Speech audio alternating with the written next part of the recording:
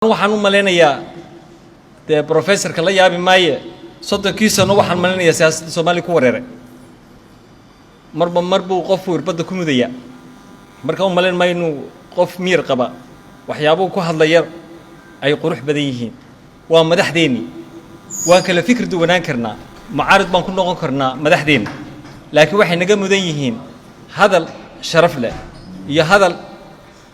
mudnaan wata inaynu waxay tabanayno ku sheegno wadanku wuxuu leeyahay sharci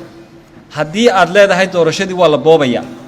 oo aad wax ka tabanayso waxay ku qurux badan tahay habraac baa loo sameeyay iyo hab lagu dacwado inaad marto oo aad samayso wixii loo baahnaa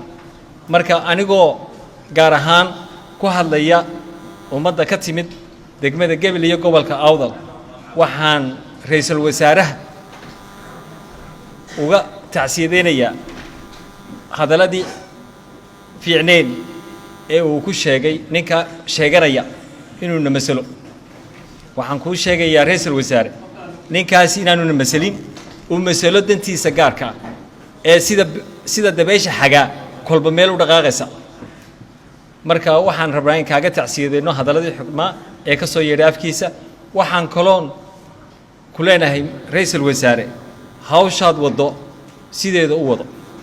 waxaan kaloon dareemay in loogu hanjabayo international community-ga waxaan nahay wadan madax bannaan oo u madax bannaan inay ayagu ka tashadaan